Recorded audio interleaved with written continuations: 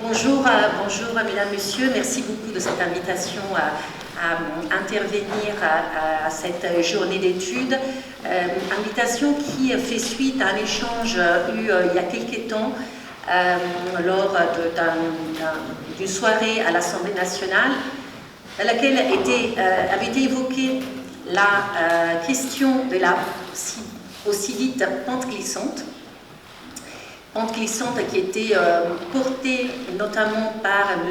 Theo Bauer, théologue et anciennement membre de la commission de contrôle aux Pays-Bas. Et en effet, moi je m'étais prononcée avec beaucoup d'interrogations autour de cette question de la pente glissante. D'où l'invitation qui m'a été faite de participer avec un petit texte à la publication de l'ouvrage et puis de vous présenter mes arguments ici. Donc, tout d'abord, effectivement, on se trouve dans un contexte, ça a été dit à plusieurs reprises, dans un contexte social, au-delà de la réforme de retraite, sur la question de la fin de vie. C'est un contexte qui a été mené, qui a été poussé suite à toute la période Covid. Une période qui a mis en exergue des patients isolés, des deuils et des morts, surtout des morts solitaires, mais des deuils aussi solitaires, des personnes qui ont dû vivre leur deuil sans toutes les rites funérailles, etc. C'est aussi une période qui a enclenché un intérêt pour les professionnels qui n'étaient pas spécialement intéressés ou concernés par la fin de vie. Elle les a poussés à revenir vers des notions de la fin de vie, vers des formations sur la fin de vie. Et c'est donc cette période qui a rendu le terrain fertile au lancement du débat national que le professeur Delfrécy a évoqué tout à l'heure, donc un débat national fondé sur 3 axes: la Convention citoyenne avec les 184 citoyens pilotés par le CESE, les groupes de travail qui sont pilotés par 2 ministres, Agnès Firmin-Le Bodo et Olivier Véran, et qui permettent un échange entre parlementaires et professionnels, et puis les réunions d'information portées par les RR, notamment celle-ci. Et dans tout ce travail, il y a la question de l'aide active à mourir. Et cette question de l'aide active à mourir a été traduite par certains experts, notamment ce monsieur Bauer que j'ai évoqué, comme susceptible d'ouvrir ce qu'on appelle la pente glissante. La pente glissante, c'est-à-dire, en anglais, on l'appelle slippery slope. Donc, c'est l'ouverture d'une situation qui provoque des conséquences incontrôlables et éventuellement très mauvaises, sinon catastrophiques. Donc, dans le cas de l'euthanasie, pour être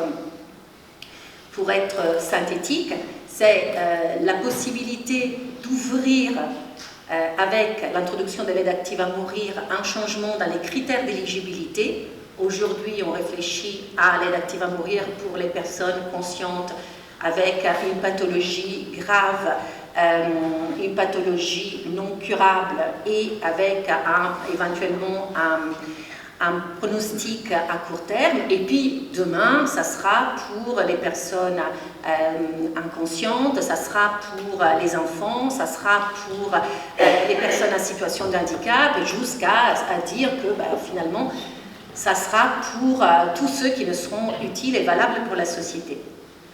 Ça, c'est la réflexion sur la réflexion, le processus philosophique qui veut guider cette question de la pente glissante sur l'euthanasie.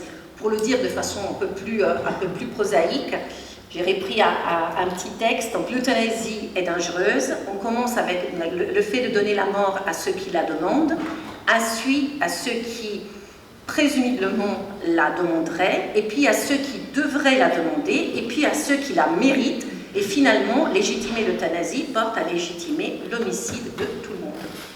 Donc il y a différents arguments que j'ai voulu pointer avec l'aide de toute l'équipe du Centre national. On y a travaillé dessus tous. Donc, on a 4 arguments qui réfutent cette théorie de la pente glissante. Le premier argument qui est porté par ceux qui soutiennent la pente glissante est celui de l'augmentation de la population concernée. On commence avec une législation qui rentre en vigueur, avec un taux de cas de personnes qui demandent l'aide active à mourir qui est très modeste, et puis avec le temps, cette population devient beaucoup plus importante. Alors déjà, quelques chiffres. Les pays qui ont légiféré sur l'aide active à mourir en Europe sont Luxembourg, Suisse, Belgique, Pays-Bas, et puis il y a l'Espagne, mais on n'a pas encore les données parce que c'est très très récent. Et sur Luxembourg, c'est la mortalité, par rapport à la mortalité générale, c'est le 0,5% des personnes qui demandent l'aide active à mourir, qui obtiennent l'aide active à mourir. 1,70 en Suisse, 2,40 en Belgique, et le taux le plus important est atteint aux Pays-Bas avec 4,40. En sachant que tous ces pays sont des pays qui ont une antériorité, donc un historique très important de à peu près 20 ans.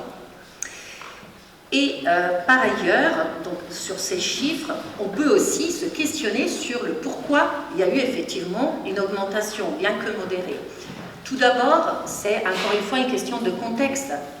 Le contexte est celui de l'augmentation de l'espérance de vie, du vieillissement d'une génération qui est celle des baby boomers, on y est tous. Là, non pas tous, mais la plupart.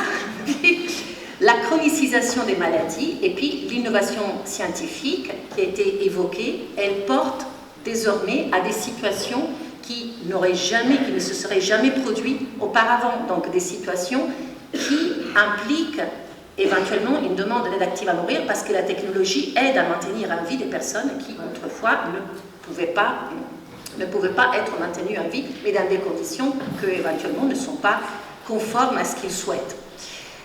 Et puis, la deuxième question qui se pose sur cet argument est, mais effectivement, lorsqu'on a un cadre réglementaire qui est bien défini, lorsqu'on a des conditions d'éligibilité, des garde-fous, des conditions de contrôle qui sont encadrées, est-ce que effectivement le fait que la population qui demande l'aide active à mourir grandisse constitue une conséquence imprévue et génératrice d'effets néfastes, ou bien c'est la conduite physiologique d'une société qui évolue et des personnes qui souhaitent mobiliser des droits auxquels auparavant on n'avait pas le droit. Là, j'ai le droit d'avoir une gardienne du temps parfaite. Le deuxième argument de la pente glissante est celle de l'extension incontrôlée des critères d'éligibilité. Encore une fois, ces critères d'éligibilité peuvent être modifiés. Actuellement, il y a des débats dans les pays dans lesquels il y a eu la légifération, même depuis très longtemps. Par exemple, aux Pays-Bas, il y a des questions de débat sur les personnes atteintes de démence. En Belgique, il y a des débats sur les personnes avec des polypathologies. Pourquoi? Parce que les personnes très âgées sont à peu près en grande majorité toutes atteintes de polypathologie. Et donc, ouvrir l'aide active à mourir aux personnes polypathologiques pourrait laisser penser que toutes les personnes âgées pourraient demander l'aide active à mourir. Mais là, encore, c'est une question de la nature de la loi. Ma voisine professeure a dit « les lois font partie des choix politiques ». Les lois sont le fruit de sociétés. Les lois changent, les lois évoluent et évoluent en représentant la société à laquelle elles interviennent à encadrer. En France, l'exemple typique a été l'abrogation de la peine de mort. Voilà, c'était autrefois, ce n'était pas possible, et puis c'était grâce aussi à une réflexion politique accrue, mais la peine de mort est passée, elle a été abrogée, et aujourd'hui, normalement, on ne reviendrait pas sur le sujet. Donc, la loi change, la loi est mouvante, mais la condition est qu'elle soit mouvante selon un cadre spécifique. Troisième argument, c'est l'abandon des personnes vulnérables. On a beaucoup entendu parler du fait que l'introduction de l'aide active à mourir pourrait générer des effets terribles sur des personnes qui n'ont plus, soi-disant, de valeur parce qu'elles ne sont plus actives dans la société, notamment les personnes très précaires. Or, les études, notamment menées au pays du Canada, montrent que, exactement comme pour l'accès aux soins, l'accès à l'aide active à mourir est réservé pour la grande majorité des cas aux personnes qui ont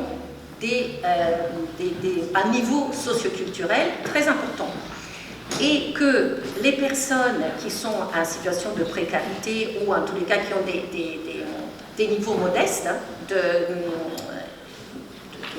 revenus, ils ont 2 fois moins de possibilités de recourir à l'aide médicale à mourir que les patients les plus riches et les plus éduqués.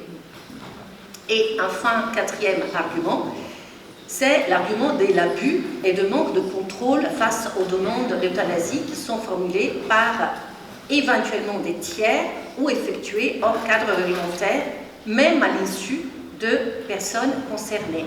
Alors, c'est un argument, moi, qui me révolte, parce que peut-être je suis trop naïve et je crois au droit et je crois à la structure juridique des pays tels que celui dans lequel on habite, mais dire qu'il puisse y avoir des abus par les professionnels de santé ou de l'absence de contrôle par l'État, ça veut dire perdre tout respect pour les professionnels et pour les institutions dans lesquelles on vit.